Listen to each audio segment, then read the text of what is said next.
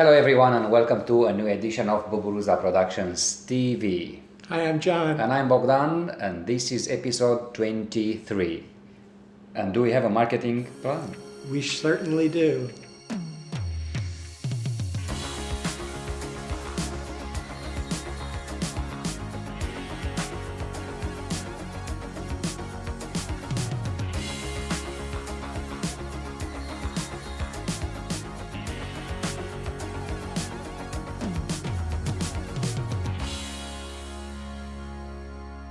Welcome back.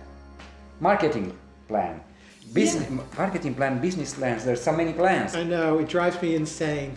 And I finally understood what marketing plan is. It's kind of a specialized business plan that takes care of how you market your products, how you market your business, your company, how you market everything that you offer actually, right? Right, and it goes into much more specifics than our business plan did.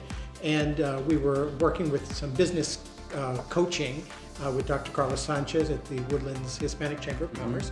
And he said, where's your marketing plan? And I was like, well, it's in my business plan. And he said, no, it's not. And it's in here. Well, no, it wasn't. I know that you did a lot of research finding a good template or a good example of how to put this together. And of course, what I found was that there's so many of them were either very, very generic or they were just basically another copy of the business plan.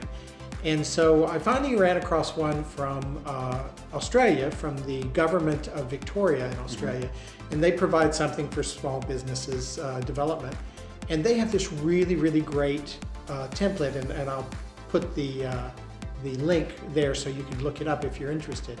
And this particular template is much more detailed, and sure, it has a few things that are repeats of what is in the business plan, but that's something we can feather in and just make this part of our overall business plan going forward.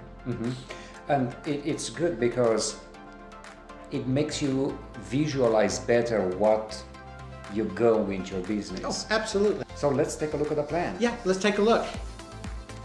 Great, and so to start with, we really looked at our financials and at our profitability, right? And we come to realize that 50% of the money that comes into our company should be made out of video production. And then photography, it's 40%. Graphic design, it's an 8%. And publishing is 2%. And that's really helpful because before we had done this, we may have kind of, it would be easy if we're really only expecting about 2% of our income to come from publishing. If we're spending a whole lot of our time doing that, we're really not spending time the way we should. Exactly. And so this is actually a very, very helpful exercise for us. Then we actually, once we did that, we're able to just kind of discuss our finances in general and how are we going to approach marketing based upon the income that we think we're going to get. And so that looking at the market here in Houston, particularly downtown, that will allow us to target a lot more specifically how we expect to make the money in the percentages that we think we should in the different strands of our business. Next is the SWOT. How do I pronounce that? SWOT Analysis, which is the first time I came across this. Shame on me, but I'm a new business owner and I'm learning all these things. And it was good to know what are my strengths, weaknesses, opportunities, and what is that? Threats. Pretty straightforward kind of analysis. And what we did was we've had 5 in each quadrant, right? And what was magnificent about this particular template is it challenged us once we came up with those. So I have 5 weaknesses, so what? Then it actually has an activity sheet where we go through and identify activities to address each one of our weaknesses and each one of our threats, what we're going to do about it, and by when, which is very, very helpful because now I have a plan, not just an analysis. Shall we move to the next section? Sure. Which is our market. It's very important to know what your competition is, what your customers are. Is there a need for the product you are making? Who is buying your product? Is the population growing or decreasing? Knowing this, then you start to profile your customers, right? Exactly. And obviously, if one of the things we've been running into for the last year and a half that we've been running the business is that we seem to have a hard time finding our ideal customer. And so we need to look at, we came up with different types of customers, and we said, okay, who are they? What are their characteristics? What do they value? What are they looking for? And what are their frustrations? What are their needs that we can fill as a video or photography studio? But this can be done for any business, right? Oh, absolutely, and should be, yeah. And then the next section is understanding our competitors. Who are these companies that does what we do? Are they charging more? Are they charging less? What is the trend that they approaching and we don't, and so on? And I think it's hard for a lot of us to think of our competitors because we don't want to think of ourselves in an adversarial relationship, right? They're not our enemies. They just happen to be in the same business. And so what we did is we didn't use names. We came up with 6 different types of competitors.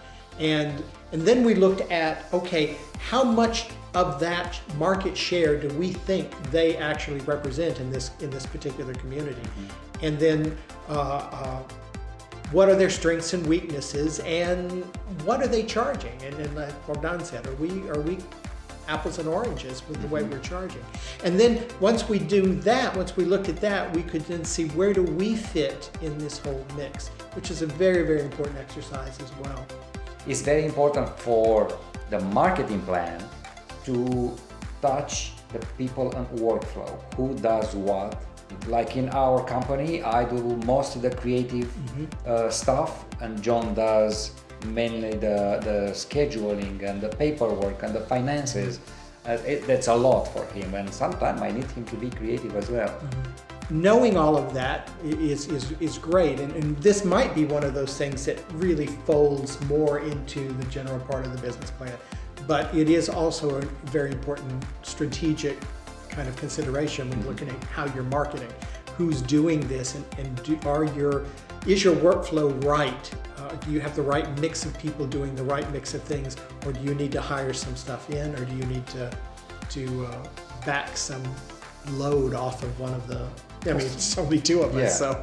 And we've done that a lot. I mean, we brought in, now we're getting somebody to help us with our bookkeeping. We brought in a legal shield, so we actually have kind of attorneys on call to help us look at whether or not our contracts are good. And so those are fewer things we have to worry about doing.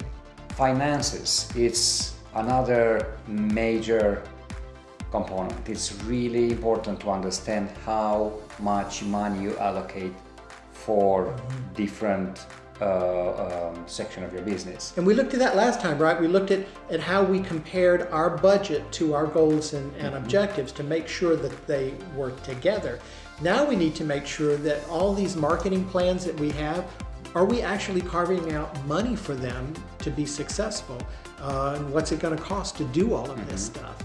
So when we're looking at how much we're actually needing to complete our marketing plan, there's also some organizational implications. Are we making plans that actually start to change the way we need to do the business? And are there any contingencies we need to set up in case, for example, we're looking at trying to publish a book this year? Well, if we self-publish that book, that's going to be an expense that we didn't account for in the budget. We may not go that route. We may try and get it published, and maybe we'll be lucky and somebody will pick us up. But we need to have that contingency there in case that's the direction we want to go. We're not short-sighted and having not planned.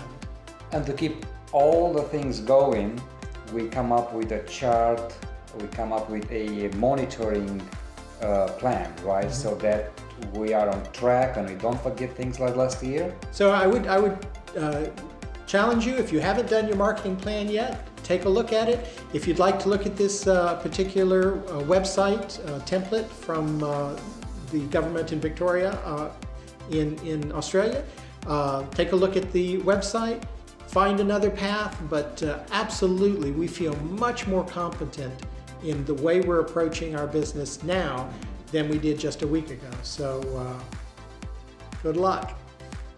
If you like what you hear, please, we'd love to hear from you. Comment, subscribe.